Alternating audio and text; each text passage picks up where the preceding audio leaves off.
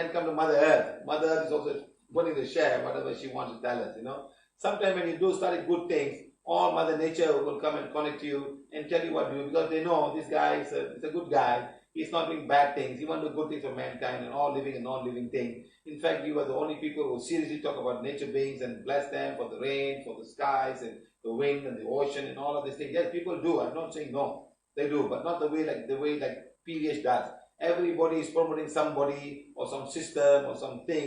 We are not doing that. We want to promote Mother Nature and all the nature beings of Mother Earth. We are not talking about some man or pray to this man, you'll get that man, this man. It's all rubbish, old style. பூமி தாய் நமக்கு சொல்ல விரும்பும் விஷயங்களை பகிர்ந்து கொள்ளப் போகிறாள். நல்ல விஷயங்களை கற்றுக்கொள்ளும் போது இயற்கையே உங்களை அழைத்து என்ன செய்ய வேண்டும் என்று வழிகாட்டும். ஏனென்றால் நீங்கள் ஒரு நல்ல மனிதர் என்பதை அது அறியும். நீங்கள் தீய செயல்களை செய்வதில்லை. மனித குலம் மற்றும் அனைத்து உயிரினங்கள், உயிரற்ற பொருட்கள் என அனைத்திற்கும் நன்மை செய்யவே விரும்புகிறீர்கள். உண்மையில் இயற்கையின் சக்திகளை பற்றி தீவிரமாக பேசி மழை, வானம், காற்று, கடல் மற்றும் இவை அனைத்திற்கும் நன்றி தெரிவித்து வாழ்த்தும் ஒரே மக்கள் நீங்கள்தான். மற்றவர்களும் செய்கிறார்கள், நான் இல்லை என்று சொல்லவில்லை. அவர்கள் செய்கிறார்கள், ஆனால் பிவிஎச் செய்யும் விதத்தில் அல்ல. எல்லோரும் யாரையாவது அல்லது ஏதேனும் ஒரு அமைப்பையோ அல்லது பொருளையோ முன்னிறுத்தி பிரச்சாரம் செய்கிறார்கள். நாங்கள் அப்படி செய்வதில்லை. நாங்கள் பூமி தாயையும் அவளோடு தொடர்புடைய அனைத்து இயற்கை உயிர்களையும் முன்னிறுத்த விரும்புகிறோம்.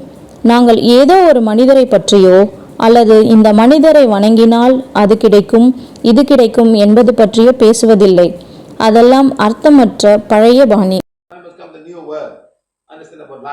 Then water, air, sky, ocean, clouds, plants and the trees and divine beings. It's all part of the origin of life force that we all have. You can eat a leaf and you get the life force from the leaf into yourself. The aura of the leaf, it goes into you and help you a lot. So eating green vegetables are very important. People don't realize that. And eating life, eat the life, eat a tomato alive. Okay? Now, can you see the energy field? Can you see the energy field? Yes, you can. Why? By clear photography.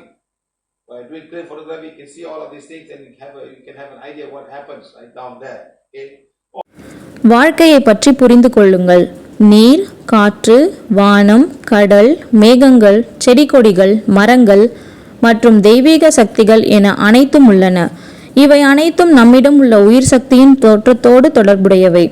ஒரு இலையை உண்ணும்போது அந்த இலையில் உயிர் சக்தி உங்களுக்குள் சேர்கிறது என்பதை அறிவீர்களா? அந்த இலையின் ஆறா உங்களுக்குள் சென்று உங்களுக்கு பெரிதும் உதவுகிறது. எனவே பச்சை காய்கறிகளை உண்பது மிகவும் முக்கியம். மக்கள் அதை உணர்வதில்லை.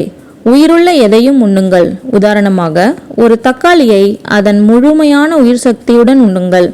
இப்போது அந்த ஆற்றல் மண்டலத்தை, அதாவது எனர்ஜி ஃபீல்ட், உங்களால் காண முடியுமா? ஆம், முடியும். எப்படி? கிரில்லியன் புகைப்படம் மூலம். கிரில்லியன் புகைப்படங்கள் மூலம் இவற்றையெல்லாம் காணவும் அங்கு என்ன நடக்கிறது என்பதை பற்றிய புரிதலை பெறவும் முடியும். Form a person who's clairvoyant, but they may have limited vision. They may not be able to see the aura of the plants or the trees. You see a green plant, but the color of the aura can be yellow, can be green, can be blue, can be anything. So clairvoyance are there. So those days, what yogis have done, and many yogis are born with clairvoyant faculty. So they are born with that faculty and then became yogis. Understand? Because they cannot understand how nature is all about. They cannot talk to anybody. People don't believe that. They say they go to the child, they see a lot of things, they talk to nature beings and things like that. So these are the people who are all over the world. You call it yogi in India. தீர்க்க தரிசன பார்வை, கிளாவயான்ஸ் கொண்ட ஒரு நபர் மூலமாகவும் அறியலாம். ஆனால் அவர்களின் பார்வை வரம்புக்குட்பட்டதாக இருக்கலாம். அவர்களுக்கு செடிகள் அல்லது மரங்களின் ஆறாவை காண முடியாமல் போகலாம்.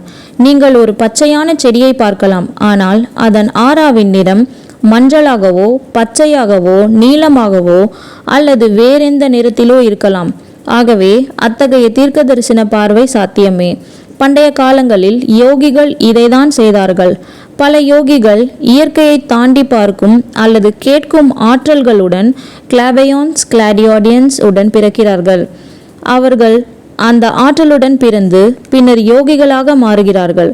ஏனென்றால் இயற்கையின் தன்மையை மற்றவர்களால் புரிந்து கொள்ள முடியாது. இவர்களாலும் அதை மற்றவர்களிடம் விவரிக்க முடியாது. மக்கள் அதை நம்புவதில்லை. இவர்கள் பல விஷயங்களை பார்க்கிறார்கள்.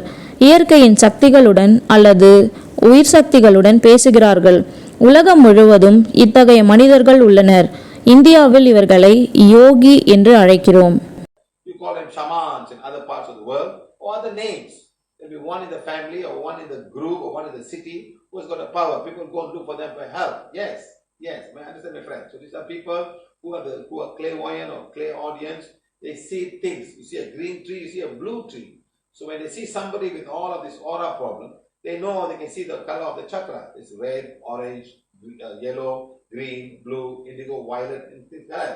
So when they see something wrong with the throat chakra, it's supposed to be blue. It's no more blue, it's dark. So they see a plant that's blue in color, and they pick up the blue color in the plant and do something and make them eat. And after a while, the prana goes into the day and start healing themselves and becomes better. It's good. Oh, this plant is for sore throat, this plant is for headache, this plant is for this. And they start classifying them, and others who are not clairvoyants also use that. And they call it Ayurveda or herbal medicine or whatever you want to call.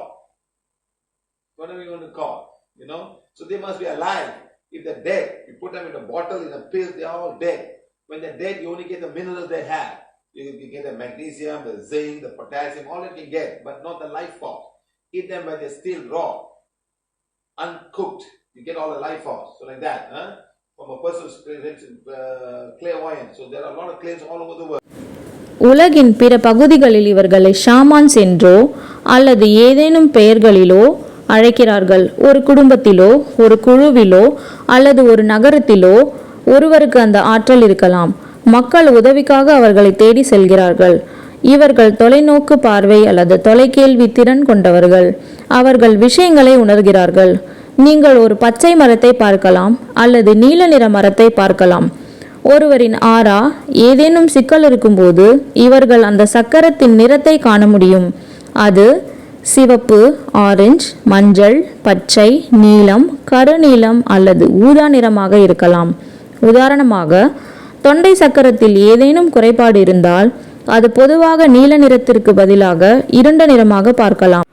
அப்போது அவர்கள் நீல நிறத்தில் இருக்கும் ஒரு செடியை பார்க்கிறார்கள். அந்த செடியிலிருந்து நீல நிற தன்மையை எடுத்து அதை செயல்படுத்தி அந்த நபரை அதை உண்ண செய்கிறார்கள். சிறிது காலத்திற்கு பிறகு அந்த செடியின் ஆற்றல் உடலில் செயல்பட்டு குணப்படுத்த தொடங்குகிறது. நிலைமை சீராகிறது. இப்படி இது நன்றாக இருக்கிறது, இந்த செடி தொண்டை வலிக்கு, இது தலைவலிக்கு, இது இன்னொன்றுக்கு என்று அவர்கள் அவற்றை வகைப்படுத்த தொடங்குகிறார்கள். அத்தகைய ஆற்றல் இல்லாத மற்றவர்களும் அதை பயன்படுத்துகிறார்கள். அவர்கள் அதை ஆயுர்வேதம் என்றோ மூலிகை மருத்துவம் என்றோ அல்லது வேறு எந்த பெயரிலோ அழைக்கிறார்கள். பெயர் எதுவாக வேண்டுமானாலும் இருக்கலாம், ஆனால் அந்த மூலிகைகள் உயிருடன் இருக்க வேண்டும்.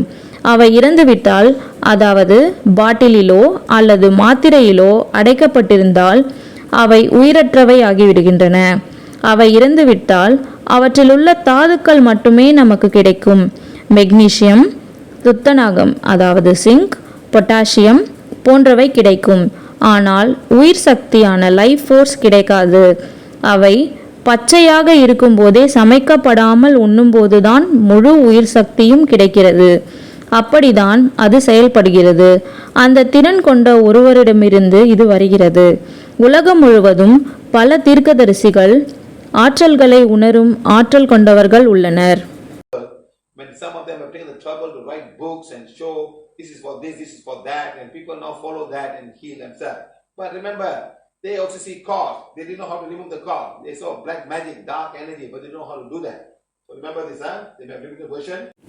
அவர்களில் சிலர் மிகவும் சிரமப்பட்டு புத்தகங்களை எழுதி இது இதற்கானது, அது அதற்கானது என்று விளக்கங்களை அளித்துள்ளனர். மக்கள் இப்போது அவற்றை பின்பற்றி தங்களை தாங்களே குணப்படுத்திக் கொள்கிறார்கள். ஆனால் ஒன்றை நினைவில் கொள்ளுங்கள், அவர்கள் சக்தி தடைகளையும் பார்த்தார்கள். ஆனால் அந்த சக்தி தடைகளை எப்படி அகற்றுவது என்று அவர்களுக்கு தெரியவில்லை. அவர்கள் செய்வினை அல்லது தீய ஆற்றல்களை கண்டார்கள். ஆனால் அவற்றை எப்படி கையாள்வது என்று அவர்களுக்கு தெரியவில்லை. எனவே இதை நினைவில் கொள்ளுங்கள்.